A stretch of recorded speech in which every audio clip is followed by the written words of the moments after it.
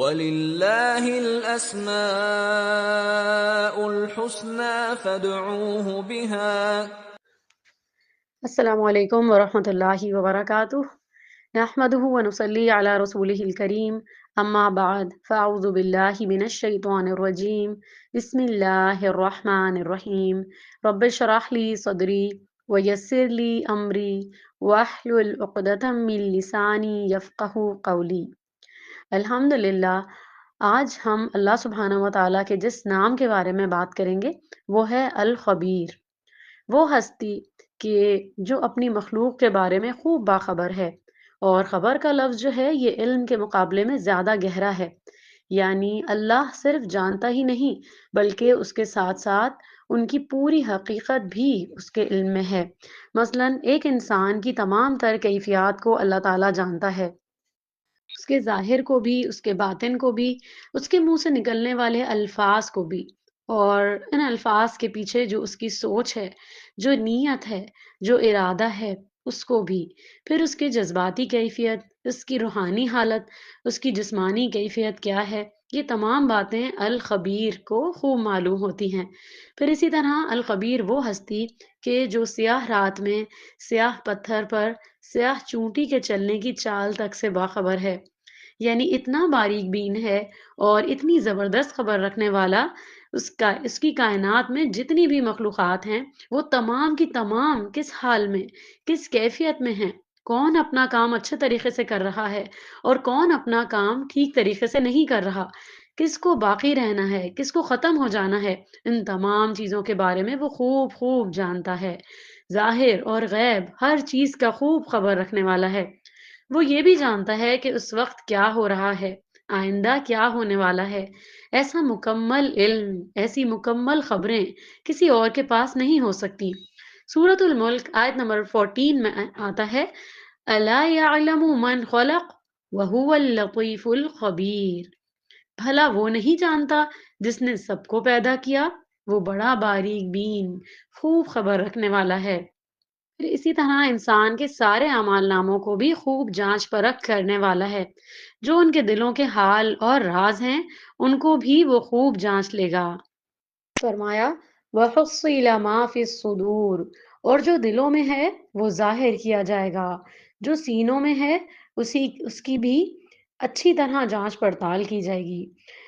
سورۃ الانعام آیت نمبر 3 کا ترجمہ ہے، اور وہی اللہ ہے آسمانوں کا اور زمین کا، اسے تمہارا چھپا اور ظاہر سب معلوم ہے اور تمہارے کام جانتا ہے۔ تو اور وہ جانتا ہے اللہ تعالیٰ جو کچھ تم کمائی کرتے ہو، کیونکہ وہ تو نیتوں کا حال بھی جانتا ہے۔ ایک انسان بظاہر ایک بہت اچھا کام کر رہا ہوتا ہے، لیکن اس کے پیچھے اس کی نیت اللہ کی رضا نہیں ہوتی، لیکن اللہ سبحانہ و تعالیٰ کیونکہ اصل خبر رکھتا ہے، اس لیے اس کا اجر بھی اس کے مطابق ہی اس شخص کو دیا جائے گا۔ پھر اسی طرح ایک شخص کام کرنے کی بھرپور نیت رکھتا ہے لیکن بظاہر وہ کوئی کام کر نہیں پاتا، تو اللہ سبحانہ و تعالیٰ اس پر بھی اس کو پورا پورا اجر دے دے گا، کیونکہ وہ جانتا ہے کہ بندے کی اس وقت کیفیت کیا ہے اور وہ کسی بھی نیک کام کے کرنے کا کتنا شوق رکھتا ہے، اور اس میں کتنا اخلاص ہے، وہ کتنا اللہ کی خاطر کر رہا ہے یا پھر صرف دنیا دکھاوے کے لیے کر رہا ہے۔ یہ ساری چیزیں الخبیر کو معلوم ہیں۔ پھر اسی طرح اللہ سبحانہ و تعالیٰ بندوں کی تمام چھوٹی چھوٹی روزمرہ کی جو ایکٹیویٹیز ہیں ان کے بارے میں بھی بعض اوقات جیسے انسان غصے میں آ کر کوئی کام کرتا ہے، پھر اسی طرح اللہ سبحانہ و تعالیٰ بندوں کی تمام چھوٹی چھوٹی روزمرہ کی جو ایکٹیویٹیز ہیں ان کے بارے میں بھی مکمل باخبر رہتا ہے۔ بعض اوقات انسان غصے میں آ کر کوئی کام کرتا ہے، یا خوشی سے کوئی کام کر رہا ہوتا ہے، یا کسی کے بارے میں تجسس کر رہا ہوتا ہے، یا کسی پر کوئی کسی قسم کا شک کر رہا ہوتا ہے۔ ان تمام کیفیات کو بھی اللہ سبحانہ و تعالیٰ بخوبی جانتے ہیں۔ بعض اوقات ہم اللہ تعالیٰ کی رضا کا کوئی کام انتہائی مشکل حالات میں کر رہے ہوتے ہیں جس کے بارے میں بندے قطعاً تعریف نہیں کرتے، لیکن اس وقت بھی اگر انسان کو یہ یقین ہو کہ اللہ سبحانہ و تعالیٰ دیکھ رہا ہے اور وہ پوری خبر رکھتا ہے، تو انسان کے عمل میں زبردست استقامت پیدا ہو جائے۔ پھر اسی طرح یہ ہے کہ اللہ سبحانہ و تعالیٰ بندوں کی باتوں کی بھی خوب خبر رکھتا ہے۔ نبی کریم صلی اللہ علیہ وسلم کے خلاف منافقین جو راتوں کو بیٹھ کر سازشیں کرتے تھے اور اس پر آپ صلی اللہ علیہ وسلم کو پریشانی ہوتی، تو آپ صلی اللہ علیہ وسلم کو تسلی دی گئی کہ اللہ سبحانہ و تعالیٰ ان کی ایسی تمام باتوں کو جانتا ہے۔ انسان اپنے طور پر سب کا خیر خواہ ہو، اپنی ذمہ داری پوری کرنے والا ہو، لیکن اس کے بعد اگر کوئی دوسرے لوگ کوئی بھی اس کو کوئی نقصان پہنچانا چاہے تو اسے یاد رکھنا چاہیے کہ وہ الخبیر اللہ سبحانہ و تعالیٰ موجود ہے، اور وہ ہر بندے کے ہر عمل کی خوب خبر رکھنے والا ہے، کیونکہ اللہ سبحانہ و تعالیٰ نے فرمایا ہے نا کہ اگر اللہ تمہاری مدد کرے تو کوئی تم پر غالب آنے والا نہیں، اور اگر اللہ تعالیٰ تمہیں چھوڑ دے تو پھر کون ہے جو تمہاری مدد کرے گا؟ تو ہمیں الخبیر سے مانگتے رہنا ہے، اس کو یاد رکھنا ہے، اور یہ جان لینا ہے کہ ہمارے دل کے سارے بھید، ہماری نیتیں، ہمارے جو سارے کام ہیں وہ ہم کس کے لیے کر رہے ہیں۔ بظاہر دنیا کے کام جو ہیں، ہم دنیا میں کسی کی خدمت کر رہے ہیں، کھانا بنا رہے ہیں، کچھ بھی کوئی بھی کام کر رہے ہیں، گھریلو کوئی کام کر رہے ہیں، تو ہمیں یہ ذہن میں رکھنا چاہیے کہ ہم یہ بھی اللہ کی رضا کی خاطر کریں۔ ہمیں بندوں سے تعریف چاہنے یا ان سے کوئی بھی سراہنا ان کا یا کوئی بھی ایسی چیز ہمیں دل میں نہیں رکھنی۔ وہ تو خود ہی اللہ سبحانہ و تعالیٰ کا انعام کے طور پر یہ سب چیزیں مل جاتی ہیں۔ لیکن جب انسان اللہ تعالیٰ کو راضی کرنے کی کوشش کرتا ہے تو اس کے معاملات سنور جاتے ہیں، اور وہ پھر بے فکر ہو کر، بے لوث ہو کے کام کرتا ہے۔ اور پھر یہ کہ عمل تو وہی قبول ہوں گے جو اللہ سبحانہ و تعالیٰ کے لیے خالص ہو کر کیے جائیں، کسی اور سے کوئی بدلہ پانے کے لیے نہ ہو، چاہے وہ آپ کا اچھا اخلاق ہی کیوں نہ ہو۔ پھر یہ کہ اللہ ہی نفع اور نقصان کا مالک ہے۔ اگر وہ فائدہ دینا چاہے تو پوری دنیا مل کر بھی اس کو نہیں روک سکتی، اور اگر وہ نقصان پہنچانا چاہے تو کوئی روک نہیں سکتا اسے۔ پھر اسی طرح یہ ہے کہ گھریلو زندگی میں بعض اوقات اختلافات ہو جاتے ہیں، شوہر بیوی کے درمیان اونچ نیچ ہو جاتی ہے، بعض اوقات وہ جھگڑے کی شکل اختیار کر لیتی ہے۔ ایسی صورت میں بھی اللہ سبحانہ و تعالیٰ دلوں کے حال کو خوب جانتا ہے۔ وہ یہ جانتا ہے کہ کون زیادتی کر رہا ہے، کون کس حال میں ہے، کون کس پر ظلم کر رہا ہے۔ اس لیے انسان کو ہمیشہ اس بات کی فکر ہونی چاہیے کہ دوسرے پر زیادتی نہ ہو جائے۔ پھر اسی طرح یہ ہے کہ انسان جو نیک کام کرتا ہے، صدقہ خیرات کرتا ہے، یا کسی انسان پر کوئی احسان کرتا ہے، تو اس کو بھی دکھانے کی ضرورت نہیں ہوتی، کیونکہ اللہ سبحانہ و تعالیٰ خوب خبر رکھتا ہے۔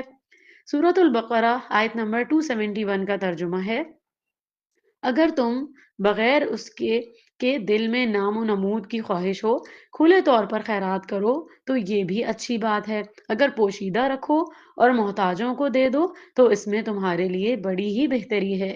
یہ تمہارے گناہوں کو تم سے دور کر دے گی۔ اور یاد رکھو، تم جو کچھ بھی کرتے ہو اللہ کے علم سے پوشیدہ نہیں، وہ ہر بات کی خبر رکھنے والا ہے۔ اس سے یہ پتہ چلتا ہے کہ انسان کے مالی معاملات بھی پوری طرح اللہ کی نظر میں ہیں۔ پھر اسی طرح یہ ہے کہ انسان علم حاصل کرنے کے سلسلے میں جو کچھ کوشش کرتا ہے، ان سب کوششوں سے بھی اللہ تعالیٰ خوب واقف ہے۔ پھر اسی طرح وہ ان سب سے واقف ہے جو وحی الہی کی پیروی نہیں کرتے اور اللہ سبحانہ و تعالیٰ کے بھیجے ہوئے دین سے غافل ہیں۔ پھر یہ کہ جس رب کو یہ سب پتہ ہے کہ بندہ کوئی کام بری نیت سے کر رہا ہے، کوئی غلط کر رہا ہے یا بندوں کو دھوکا دے رہا ہے، تو وہ ان سب چیزوں کے باوجود فوراً پکڑتا نہیں، وہ ان کو مہلت دیتا ہے۔ وہ الخبیر ہونے کے ساتھ ساتھ اللطیف بھی ہے۔ وہ لوگوں کے دلوں کے حال اور نیتیں جان کر اگر لوگوں کو سزا دینا چاہے تو زمین پر ایک بھی جاندار زندہ نہ رہے۔ اللہ سبحانہ و تعالیٰ اپنے بندوں کے حالات سے اگرچہ خود خوب باخبر ہے، پھر بھی وہ فرشتوں کے سامنے ان بندوں کی نیکیوں کا ذکر کرتے ہوئے فخر محسوس کرتا ہے۔ جب انسان کو اللہ سبحانہ و تعالیٰ کی اس صفت کا علم ہو جائے تو پھر اس کے اثرات بندے کی زندگی پر بھی آنے چاہیے۔ یعنی اگر اللہ سبحانہ و تعالیٰ الخبیر ہے تو پھر ہمیں کیا کرنا چاہیے؟ ہمیں اس کا ہر دم احساس رہنا چاہیے کہ میں تنہا ہو کر بھی کہیں تنہا نہیں، میں ساری دنیا سے چھپ کر بھی کہیں چھپ نہیں سکتی۔ اس لیے انسان یہ کوشش نہ کرے کہ وہ اللہ سبحانہ و تعالیٰ سے بظاہر یا لوگوں سے چھپ کر کوئی غلط کام کرے، کیونکہ کچھ بھی چھپ نہیں سکتا۔ پھر اسی طرح یہ ہے کہ انسان اپنے عقیدے، اپنی سوچ، اپنے خیال کو درست رکھے، کیونکہ اللہ سبحانہ و تعالیٰ ظاہر اور باطن کی خبر رکھتا ہے، اس کو سب کچھ معلوم ہے، اس سے چھپا نہیں جا سکتا۔ تو اس لیے انسان صرف ظاہری اعمال پر ہی توجہ نہ دے، بلکہ اپنے باطنی اعمال پر بھی توجہ دے۔ پھر اسی طرح انسان کو جب یہ معلوم ہوتا ہے کہ کوئی ہے جو اس کے دل کا حال جانتا ہے، تو پھر وہ اپنے غموں اور دکھوں کی داستان بھی اپنے رب کو سناتا ہے۔ پھر اسی طرح جب انسان کو یہ یقین ہو کہ اللہ تعالیٰ ہر چیز پر خوب نظر رکھتا ہے، تو اس کو کسی پر ظلم کرنے سے بھی بچنا چاہیے، بلکہ خود بھی ظالم نہیں بننا چاہیے، کسی اور کے حق میں بھی زیادتی کرنے والا نہ ہو، کیونکہ اللہ تعالیٰ خوب خوب خبر رکھتا ہے۔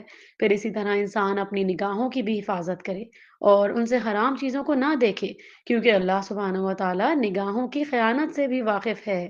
اللہ تعالیٰ ہر چیز کو جانتا ہے، تو انسان پھر اپنی آخرت کی بھی فکر کرے کہ اپنی آخرت کو سامنے رکھ کر تمام اعمال کرنے والا ہو۔ پھر اسی طرح انسان اس صفت پر یقین رکھتے ہوئے اللہ تعالیٰ کو پکارے، خصوصاً ایسی کیفیت میں جب اس پر کوئی الزام تراشی ہو رہی ہو، تو اللہ تعالیٰ اس کو صبر جمیل بھی عطا کر دے گا، اور اپنے معاملات کو انسان اللہ تعالیٰ کے سپرد کر دے اور اپنے غموں کی داستان اللہ ہی کے سامنے رکھے، کیونکہ وہ تمام چیزوں کا خبر رکھنے والا ہے۔ اللہ سبحانہ و تعالیٰ سے دعا ہے کہ وہ ہمیں اس صفت پر پورا پورا ایمان عطا کر دے۔ آمین یا رب العالمین۔ وآخر دعوانا ان الحمد للہ رب العالمین۔ سبحانک اللہم و بحمدک، اشہد ان لا الہ الا انت، استغفرک و اتوب الیک۔ السلام علیکم ورحمۃ اللہ وبرکاتہ۔